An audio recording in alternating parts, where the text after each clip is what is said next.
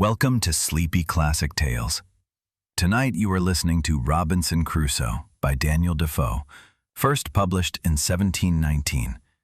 This is our own calm and gently told short version, clear, unhurried, and perfect for drifting into sleep.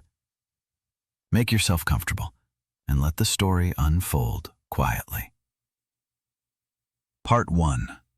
Departure and Shipwreck. Robinson Crusoe grows up in England as the son of a respected merchant. His father wishes him a calm and secure life, a solid education, a stable future, a life without risk. But Robinson feels early on that his heart beats differently. He dreams of the sea, of distant shores, of adventure. He feels unsuited for a quiet, settled existence. Despite his parents' warnings, despite all reason, he decides to go to sea. It is not a dramatic farewell, more a quiet break. He leaves, convinced that the world beyond the horizon is waiting for him. His first voyage nearly ends in disaster. A violent storm rises, waves tower like mountains, and Robinson understands for the first time how small a human being is before nature. Terrified, he vows never to sail again. But once back on land, the promise fades. Longing proves stronger than fear. On a later journey, Robinson is once again caught by the forces of nature. A storm, far more powerful than the first, tears the ship apart. The crew struggles, but the sea prevails. Robinson is thrown overboard, clings to floating wreckage, is hurled back and forth until he is washed alone onto an unfamiliar shore. When he regains consciousness, he sees complete isolation. No people, no ship, no signs of life. Only beach, rock, and dense forest. He realizes he is the sole survivor. Cautiously, he explores the surroundings. The first crucial discovery is the wrecked ship, still lodged in shallow water. Robinson sees it as a sign, perhaps the only gift of this catastrophe. Again and again he swims out to the wreck, despite the danger, salvaging everything that might save his life. Tools, weapons, powder, canvas, nails, planks, ropes, food. It is a desperate but rational act. He knows survival requires planning. No one will come to rescue him. On the island, he searches for shelter. He finds a small plateau near a rock face, well protected and hard to reach for wild animals. There, he builds a provisional refuge. A palisade, a tent made of sailcloth, a secured space behind it. It is not beautiful, but it is safe. Robinson begins keeping a journal, not out of vanity, but to preserve his sanity. He writes to organize his thoughts. He describes his bed made of leaves, his first tools, his early attempts to keep a fire burning. He records nights filled with strange sounds when he believes he is being watched, and mornings when he realizes, with quiet surprise, that he is still alive. Loneliness presses heavily on his soul, yet he forces himself into a simple rule. Work, not despair. Build, not overthink. He begins exploring the island methodically. He finds fresh water, learns to read tracks, identifies fruit trees, animal paths, and safe routes. Out of panic grows routine. Out of routine grows a quiet hope.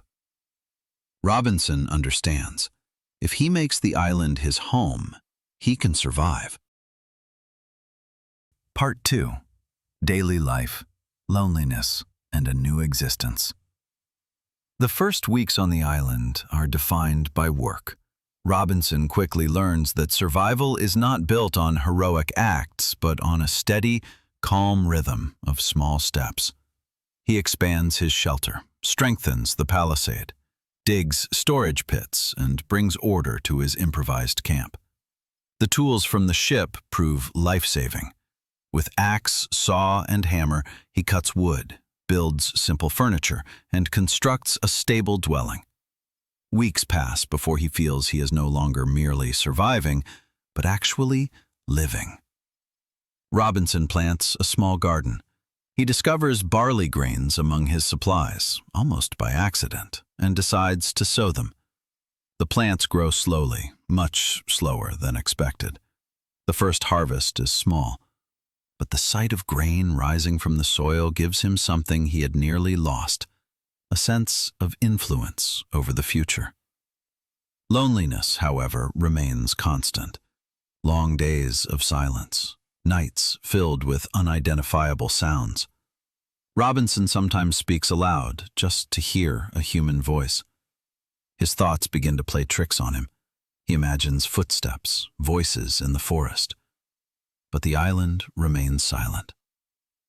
Over time, Robinson imposes stricter order on his life. He keeps records of weather, successes, and failures. The calendar becomes an anchor, preventing time from dissolving. He builds a small workshop, fashions a bed from boards and skins, and eventually discovers a cave, which he transforms into a second secure storehouse.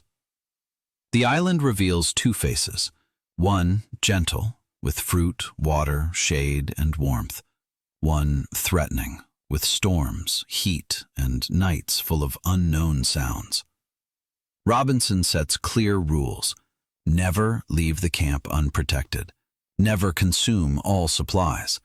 Explore daily, but never too far. Maintain tools carefully. Take no unnecessary risks. Over time, he grows stronger. His hands become rough, his movements confident. Physical labor changes him. His days develop rhythm. Morning, inspecting the camp. Midday, gardening or hunting. Evening, repairing tools or writing. He also learns to tame animals. Goats roam the island, shy and difficult to capture, but patience becomes his greatest weapon. With traps and feed, he manages to keep some of them. They provide milk, later cheese, and become essential to long-term survival. Yet despite all progress, a shadow remains: the complete absence of other people. There are moments when Robinson sits silently, listening to wind, leaves, distant birds, and feels how deeply he misses a single word, a single glance. And still, he survives, day after day, with discipline, hope, and the firm resolve to endure his fate. Part 3. Years of Isolation and the First Turning Point. Time passes. Months turn into years, and Robinson understands that his life on the island is no longer temporary, but a new form of existence. His body has grown strong, his mind clearer, but quieter.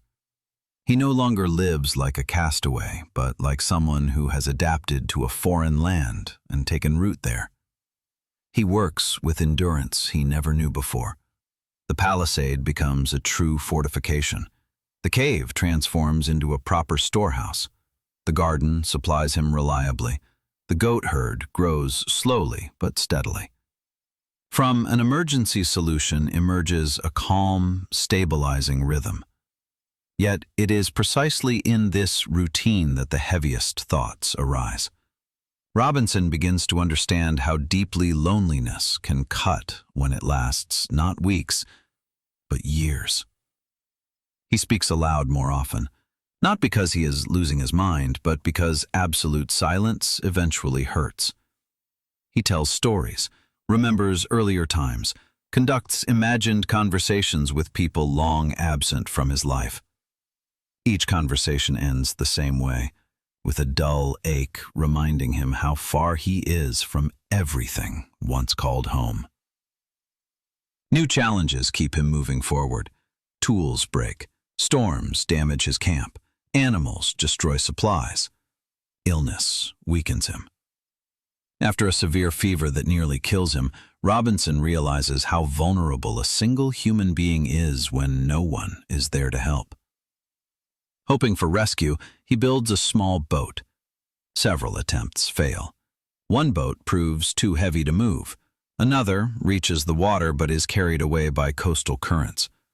Robinson recognizes that escape without understanding the sea would be fatal. He returns to his routine and slowly accepts that the island is not only refuge, but destiny. Then something happens that changes everything. One day, after many years, Robinson discovers something unbelievable on the beach. A single footprint. Clear, human, perfectly formed in the sand. The sight strikes him like a blow. At first, joy floods through him. The thought of not being alone breaks into his mind like light into darkness. But joy quickly turns to fear. Who made the footprint? Another castaway? Or someone dangerous? His thoughts race. He searches the surroundings meticulously, but the beach remains silent. The waves slowly erase the footprint, as if the island itself wished to swallow the secret again. That night, Robinson barely sleeps. After years of isolation, a single footprint is enough to shatter his sense of reality. The next day, he decides to be cautious, more cautious than ever. He strengthens the palisade, hides supplies, and for the first time views the island not only as home, but as a place of protection. The footprint becomes a turning point. Whoever left it, Robinson knows, he is not alone. And that can mean hope, danger, or both. Part 4. Friday, Trust, and the Long Road Back to Life. The footprint gives Robinson no peace. For weeks, he remains alert, moves quietly, watches forest, shore, and sky. Every sound becomes a possible threat. The island he once knew feels suddenly unfamiliar. Then one day, while patrolling the coast, he sees smoke. On a distant beach, he spots several figures. People. They carry weapons and appear tense. From a safe distance, Robinson observes and understands. They are indigenous warriors performing a brutal ritual in which captives are sacrificed. Robinson remains hidden, heart pounding. When the group leaves, they abandon one captive behind, weak but alive. A chance, for the man and for Robinson. Robinson decides to act. Braver than he believes himself to be, he rushes from hiding, strikes down 2 attackers, and pulls the captive to safety. They flee deep into the forest until they reach the secure camp. There, the man slowly realizes Robinson is not an enemy. Robinson names him after the weekday, Friday, marking the beginning of their shared life.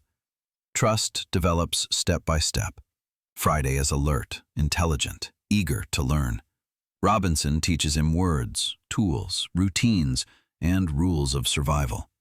Friday, in return, knows the island as no one else does. From 2 individuals, a team emerges. With Friday at his side, Robinson's life changes once more. Loneliness gives way to quiet companionship. Work becomes easier, dangers easier to recognize. For the first time in many years, Robinson feels something like hope. Together they build a larger boat, now understanding tides and currents. But Robinson has learned patience. Escape must not be rushed.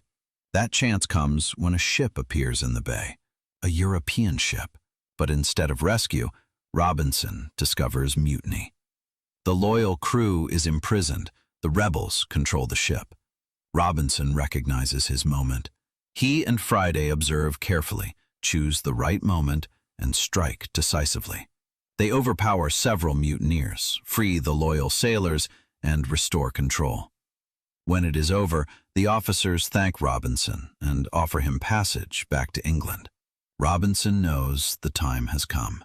After more than 2 decades on the island, he leaves behind a place that was prison and home alike. With Friday, he boards the ship. The sails fill with wind. The island grows smaller until it disappears on the horizon. Robinson Crusoe returns to the world, a different man than the one who left. A man who understands that survival is not only about food and tools, but about hope, endurance, and the ability to reshape oneself again and again.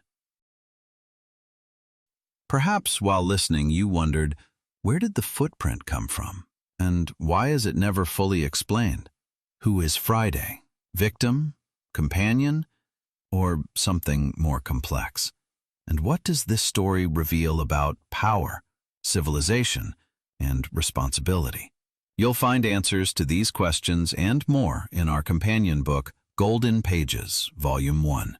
There you'll find 20 stories from our podcast, along with in-depth questions and answers. The link is in the description. Good night. And if you like, we'll listen to each other again tomorrow.